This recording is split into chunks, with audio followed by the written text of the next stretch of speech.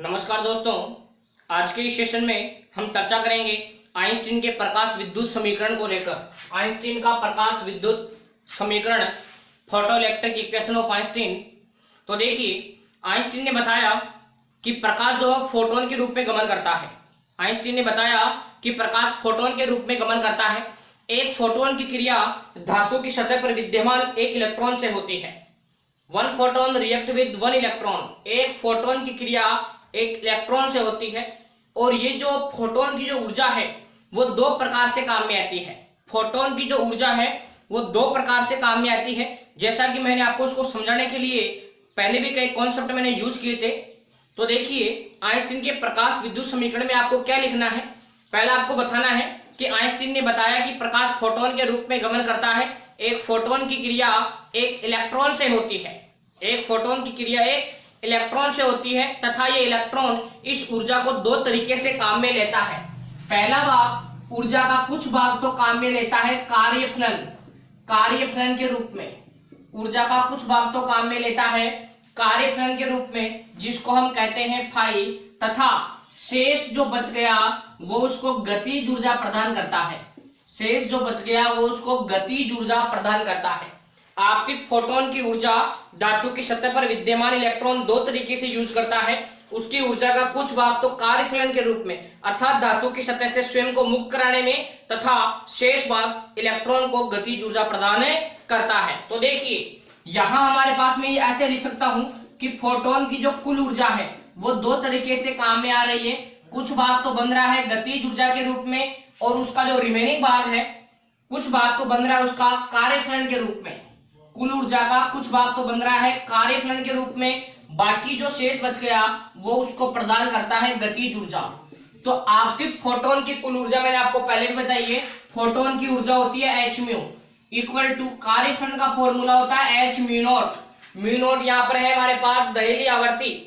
Mu naught क्या हमारे पास दहेली आवर्ती प्लस गतिज ऊर्जा। गतिज ऊर्जा को मैं प्रदर्शित करता हूं दोस्तों कैसे, किससे प्रदर्शित करूंगा मैं, कैसे।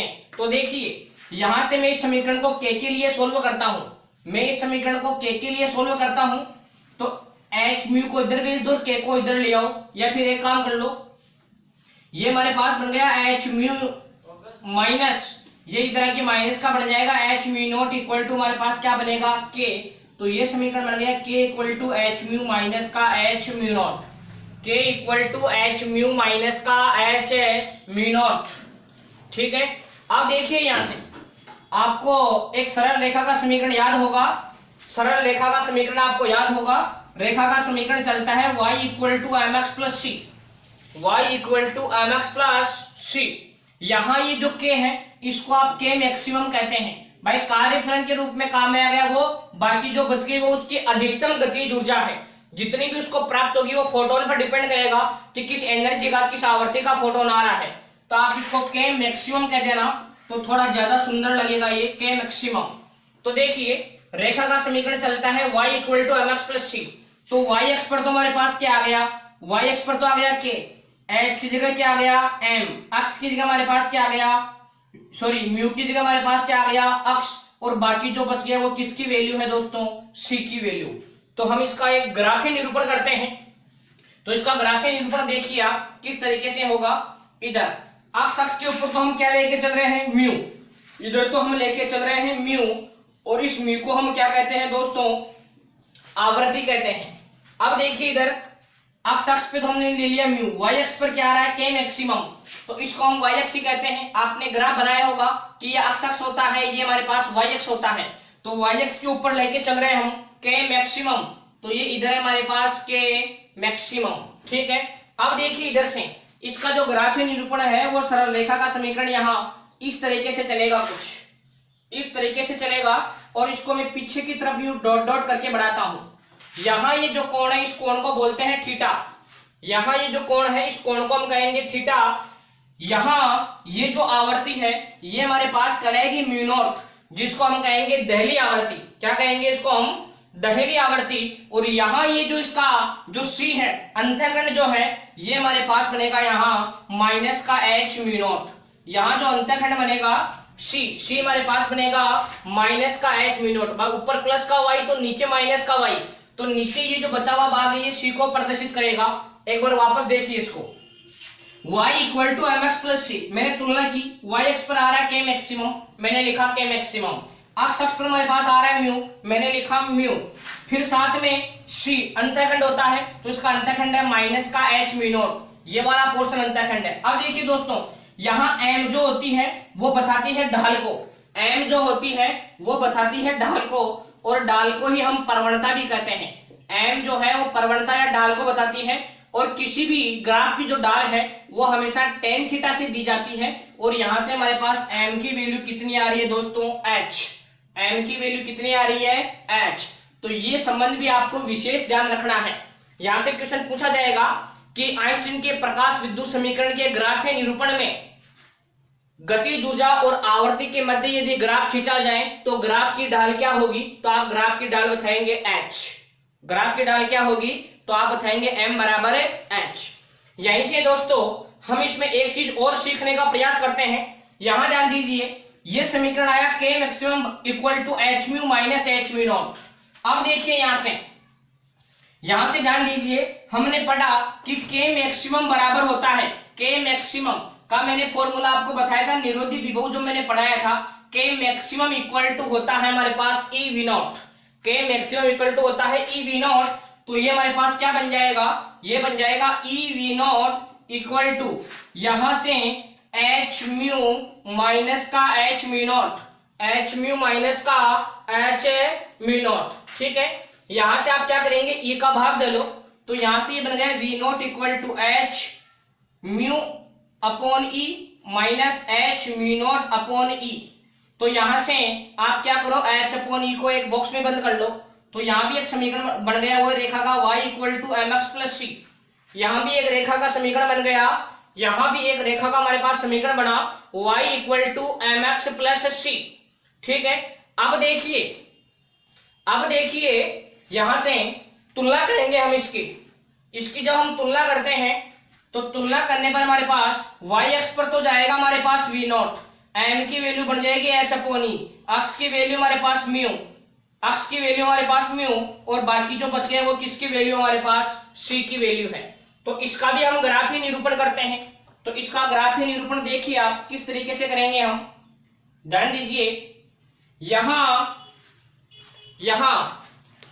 ये जो भाग है अक्ष अक्ष पर तो हमारे पास आ रहा है म्यू, अक्ष अक्ष पर तो हमारे पास आ रहा है म्यू, अक्ष अक्ष पर हमारे पास आ रहा है म्यू, तो इधर तो वही ले लेंगे हम म्यू। y अक्ष पर हमारे पास आ रहा है v नॉट, इसको हम बोलेंगे दोस्तों ये v नॉट जो है ये है निरोधी विभव। यहाँ ये जो v नॉट है, ये v नॉट क्या है हमारे पास, निरोधी विभव। अक्ष अक्ष पर हमने क्या लिया म्यू, m की वैल्यू क्या है h अपॉन e, और बाकी जो बच गया वो हमारे पास क्या है c। ठीक है, अब देखिए इसका ग्राफीय निरूपण, अब देखिए इसका ग्राफीय निरूपण। तो जब ग्राफीय निरूपण जब हम करते हैं तो वही सेम इस तरीके का ग्राफ बनेगा इसके अंदर भी, और इसको भी हम पीछे की ओर बढ़ा देंगे। इस लाइन को आप थोड़ा सीधा खींचने का प्रयास करेंगे, मैं वापस बना देता हूं इसको एक बार इस तरीके से। ठीक है, अब देखिए आप यहां y अक्ष पर तो ले लिया मैंने v नॉट निरोधी विभव, यहां म्यू जो है ये हमारे पास कहलाएगी आवर्ती, वो ये वाला कोण हमारे पास क्या है थीटा। ठीक है, अगर मैं इसकी ढाल या प्रवणता की अगर मैं बात करूं तो उसको m से दर्शाया जाएगा, और यहां हमारे पास ढाल की वैल्यू m की वैल्यू कितनी है h अपॉन e, और ये जो रिमेनिंग जो पोर्शन है ये नीचे वाला ये अंतःखंड c को बताएगा, और यहां हमारे पास c की वैल्यू कितनी है, तो यहां हमारे पास c की वैल्यू ये वाला जो भाग है c की वैल्यू है माइनस का h mu naught upon e, c की वैल्यू कितनी है माइनस का h mu naught upon e। ठीक है, वापस देखिए y equal to m x plus c से मैं इसकी तुलना कर रहा हूं, तो y एक्स पर तो आ रहा है हमारे पास म्यू नॉट, अक्ष अक्ष पे आ रहा है हमारे पास म्यू, m की जगह आ रहा है h अपॉन e, m की जगह h अपॉन e, बाकी जो बच गया वो c है, तो c की वैल्यू कितनी है minus h mu naught upon e। तो इस प्रकार ये क्वेश्चन पूछा जाता है दोस्तों कि आइंस्टीन समीकरण का प्रतिपादन कीजिए, तो आपको इसमें थोड़ी लैंग्वेज भी लिखनी है जैसा कि हमने पूर्व में चर्चा की है, और इसके दोनों ग्राफ बनाने हैं।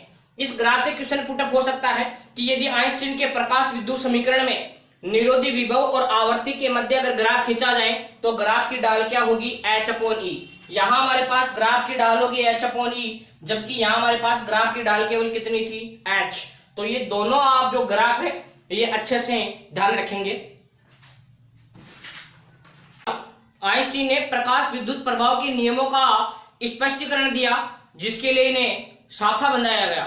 जैसा कि मैंने पूर्व में चर्चा की थी कि प्रकाश विद्युत प्रभाव की खोज हर्ट्ज करते हैं, प्रयोग लिनार्ड, मिलिकल और होलवॉक्स करते हैं, जबकि नोबेल पुरस्कार आइंस्टीन को दिया जाता है वो इसी चीज के लिए दिया जाता है कि इन्होंने प्रकाश विद्युत प्रभाव के परिणामों की सबसे सटीक व्याख्या की थी। तो देखिए अभी हमने आइंस्टीन समीकरण पढ़ा दोस्तों, आइंस्टीन समीकरण हमने पढ़ा कि K मैक्सिमम इक्वल टू हमने पढ़ा H म्यू माइनस का H म्यू नॉट। आइंस्टीन समीकरण हमने पढ़ा H mu equal to H mu minus का H म्यू नॉट। अब देखिए यहां से यदि म्यू की वैल्यू म्यू नॉट से कम रखता हूं, मतलब ज्यादा कौन है, म्यू नॉट। H तो दोनों में कॉमन है, H तो फिक्स है, कौन ज्यादा कह रहा हूं मैं, म्यू नॉट।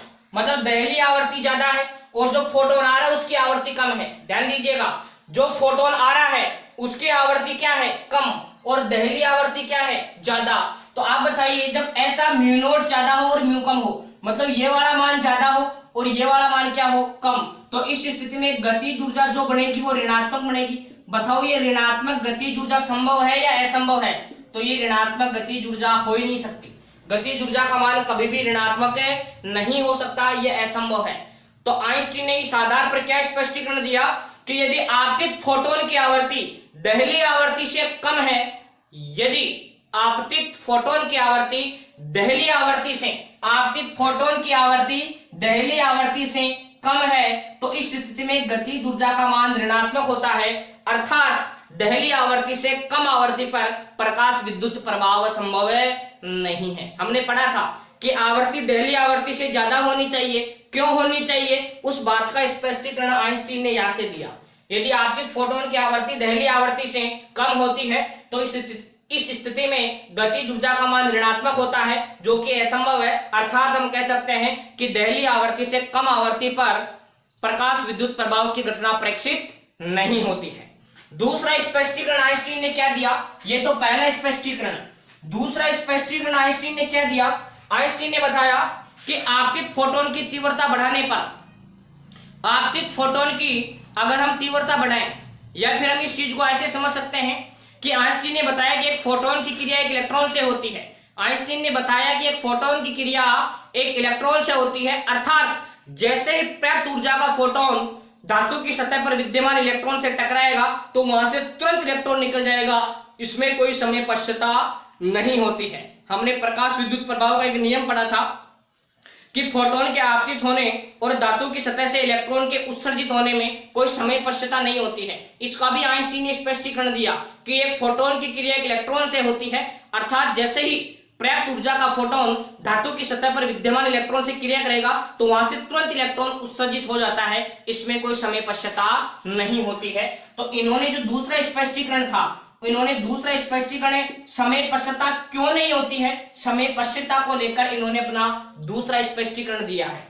तीसरा जो स्पष्टीकरण है, तीसरा हमने पढ़ा कि यदि आपतित फोटोन की तीव्रता बढ़ा दी जाए, भाई जब एक फोटोन एक इलेक्ट्रॉन से क्रिया कर रहा है, यदि मैं आपतित फोटोनों की संख्या बढ़ा दूं, और आपतित फोटोनों की संख्या बढ़ाने का मतलब क्या है, तीव्रता बढ़ाना। यदि आपतित फोटोनों की संख्या बढ़ा दी जाए तो धातु की सतह से उत्सर्जित इलेक्ट्रॉनों की संख्या भी बढ़ती है, अर्थात हम कह सकते हैं कि प्रकाश विद्युत धारा का मान बढ़ता है। तो हम ये कह सकते हैं कि जो प्रकाश विद्युत धारा है उसका मान आपतित फोटोन की तीव्रता पर निर्भर करता है। प्रकाश विद्युत धारा का मान आपतित फोटोन की तीव्रता पर निर्भर करता है। तीव्रता जितनी ज्यादा होगी प्रकाश विद्युत धारा का मान भी उतना ही ज्यादा होगा। तो यहां से भी एक क्वेश्चन कई बार पूछा जाता है कि आइंस्टीन के प्रकाश विद्युत प्रभाव के नियमों का स्पष्टीकरण दीजिए, तो आपको यहाँ इन 3 पॉइंटों को लेकर आपको चर्चा करनी है। आई होप कि आपको अच्छे से क्लियर हुआ होगा। वीडियो को ज्यादा से ज्यादा अपने दोस्तों के पास शेयर कीजिए, साथ ही साथ चैनल को सब्सक्राइब कीजिए। थैंक यू, जय हिंद।